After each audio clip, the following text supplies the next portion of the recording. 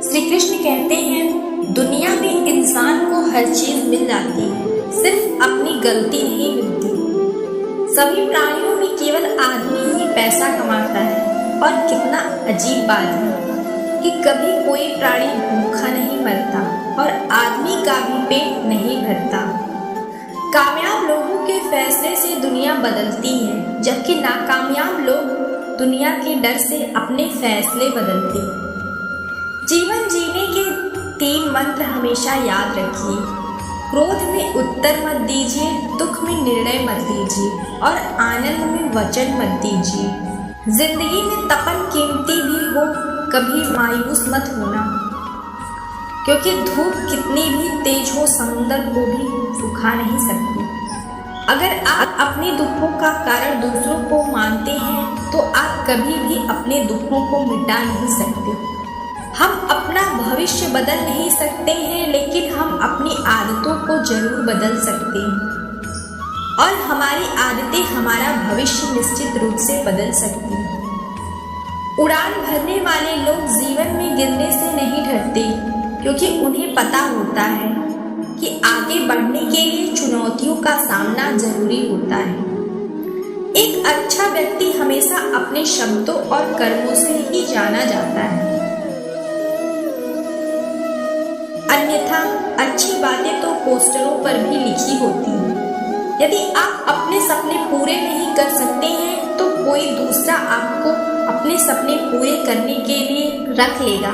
हर किसी को खुश करना शायद हमारे वश में ना हो, लेकिन किसी को हमारी वजह से दुख ना पहुंचे, ये तो हमारे वश में। श्री कृष्ण कहते हैं, आप कभी किसी के लिए आंसू मत बहाना, क्योंकि वो आपके काबिल नहीं होगा, और जो आपके काबिल होगा वो आपको कभी रोने नहीं देगा। समस्याओं का अपना कोई आकार नहीं होता, वो तो सिर्फ हमारी सोच की क्षमता के आधार पर छोटी या बड़ी होती है। दूसरों के जोर पर अगर उड़कर दिखोगे तो अपने पैरों से उड़ान का हुनर भूल जाओगे। अपने जीवन का आनंद लेने के लिए सबसे जरूरी यह है कि आप खुश रहें, बस यही आपके लिए सबसे ज्यादा मायने रखता है। हालातों पे ना बदलें बल्कि खुद को बदलें। देखना एक दिन हालात अपने आप बदल जाएंगे। जिंदगी में ये फर्क नहीं पड़ता कि आपने जिंदगी को कितना जिया है, बल्कि फर्क पड़ता है कि आप जिंदगी में कितना खुश रहे हैं।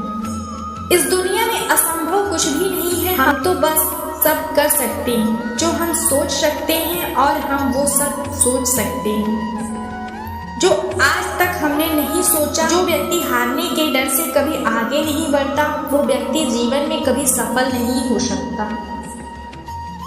श्री कृष्ण कहते हैं, सपने वो नहीं जो हम नींद में देखते हैं, बल्कि सपने तो वो हैं जो हमको नींद ही नहीं आने देते हैं।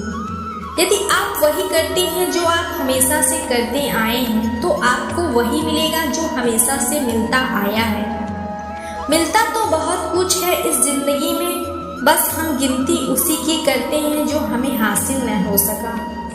किसी से किसी की तरह तुलना करने की जरूरत नहीं। आप स्वयं में जैसे हैं एकदम सही हैं। खुद को स्वीकारिए। लोहे को कोई नष्ट नहीं कर सकता, बस उसका जंग ही उसे नष्ट करता है।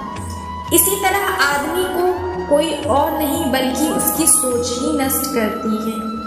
जिंदगी में अगर आगे बढ़ना है तो बहरे हो जाओ, क्योंकि अधिकतर लोगों की बातें मनोबल गिराने वाली होती हैं। समय के पास भी इतना समय नहीं कि वो आपको दोबारा समय दे सके। श्री कृष्ण कहते हैं, जो इंसान यह कहता है कि मैंने जीवन में कभी गलती नहीं की, तब समझ लेना कि उस इंसान ने कभी कुछ नया करने की कोशिश नहीं की। हमेशा इंतजार करने वालों को सिर्फ उतना ही मिलता है जितना कि कोशिश करने वाले छोड़ देते हैं। अपने सपनों को सफल बनाने के लिए बातों से नहीं, रातों से लड़ना पड़ता है। जो गुजर गया उसकी चिंता नहीं करनी चाहिए, ना ही भविष्य के बारे में चिंतित होना चाहिए, क्योंकि समझदार लोग वर्तमान में जीते हैं। हारे हुए की सलाह जीते हुए का अनुभव, और खुद का दिमाग इंसान को कभी हारने नहीं देता। माफ करना और शांत रहना सीखो। आप ऐसी ताकत बन जाओगे कि पहाड़ भी रास्ता देगा। कभी भी दोबारा से प्रयास करने से मत घबराना, क्योंकि दोबारा की गई शुरुआत शून्य से नहीं, अनुभव से होगी। आने वाले अच्छे दिनों के लिए आज बुरे दिनों से लड़ना ही पड़ेगा। निंदा से घबराकर अपने लक्ष्य को ना छोड़ें, क्योंकि लक्ष्य प्राप्त होते ही निंदा करने वालों की राय बदल जाती है। लगातार हो रही असफलताओं से निराश नहीं होना चाहिए, क्योंकि कभी कभी गुच्छे की आखिरी चाबी भी ताला खोल देती है। असहाय लोगों पर अपनी तलवार चलाने से ज्यादा उतावले मत हो, अन्यथा ईश्वर आपका खून बहाएगा। श्री कृष्ण कहते हैं, जब भी बाकी तरीके असफल हो जाए तो हाथ में तलवार उठाना बिल्कुल सही है। अगर आप सिर्फ भविष्य के बारे में सोचते रहेंगे तो आप वर्तमान को भी खो देंगे। अगर आप वास्तविक शांति प्राप्त करना चाहते हो तो आपके अपने ही अंदर अपने अहंकार को मिटाना होगा। मैं सिर्फ उन्हीं लोगों को पसंद करता हूँ जो हमेशा सत्य के मार्ग पर चलते हैं। हे श्री कृष्ण, मुझ पर यह आशीर्वाद बनाए रखना कि मैं कभी भी सही कर्म करने में संकोच ना करूं। 1.25 लाख से एक लड़ाऊं चिड़ियन ते मैं बाज उड़ाऊं। तबै श्री कृष्ण नाम कहा। ईश्वर के नाम के अलावा कोई भी आपका दोस्त नहीं है। ईश्वर के सेवक इसी का चिंतन करते हैं कि और ईश्वर को ही देखते हैं।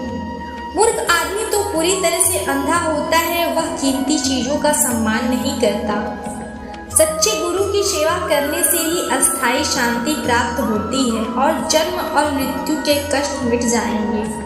भगवान ने हमको जन्म दिया है ताकि हम संसार में अच्छे काम करें और बुराइयों को दूर करें। सबसे बड़ी सुख सुविधा और अस्थायी शांति तब मिलती है जब आपके अंदर से स्वार्थ समाप्त हो जाता है।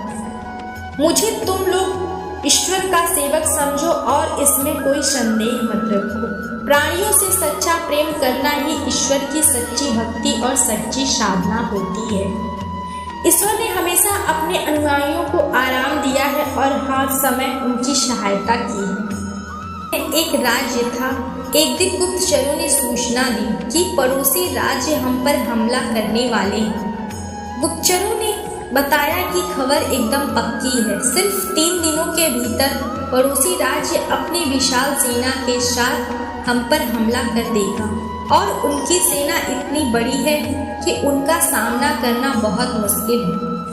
राजा बेहद चिंतित हो गया, परेशान हो गया। राजा ने तुरंत सभा बुलाई और सभी लोगों से सलाह मांगी कि अब हम लोगों को मरना तय है। अगर किसी व्यक्ति के पास कोई सुझाव है तो बता सकता है। राजा के चतुर मंत्री ने कहा, अब जब जान पर बात आ ही गई है तो उसका एकमात्र उपाय है कि हमें आज ही अभी इसी वक्त ही पड़ोसी राज्य पर हमला कर देना चाहिए। राजा बोला, मंत्री जी, हमारी सेना बहुत छोटी है, हम उनका मुकाबला कैसे कर पाएंगे? मंत्री बोला, पड़ोसी राज्य अभी युद्ध के लिए तैयार नहीं है। अभी उस राज्य पर हमला कर दे तो संभल नहीं पाएंगे और हमारे जितना भी कुछ तो संभावना बनेगी। वैसे भी हम पर हमला होने वाला है तो इतनी विशाल सेना है, हम यूं ही मरने वाले। वो वैसे भी हमें 3 दिन बाद मारने वाले हैं, तो क्यों ना कुछ न करने से हम ये कर सकते हैं। राजा को बात थोड़ी अच्छी लग गई। उसने तुरंत अपनी सेना को तैयार होने का आदेश दिया और उस राज्य के नागरिक भी सेना के साथ जुड़कर युद्ध में चले गए। पड़ोसी राज्य जो था वहां तक पहुंचने से पहले वह पुल पार करना होता है। एक पुल था, तो जैसे ही वो सेना पुल पार करके उस राज्य में घुस गए तो राजा ने कहा, हम अपने पड़ोसी राज्य में घुस चुके हैं। ये जो पुल है इस पुल को जला दो। और जलाने के बाद सेना को बोल दिया, हमारे पास में अब और कोई ऑप्शन नहीं सिवाय लड़ने की। अब हम या तो लड़ के जीत लें या फिर हम यहाँ पर मर जाएं। हमारे पास भागने का कोई ऑप्शन नहीं है।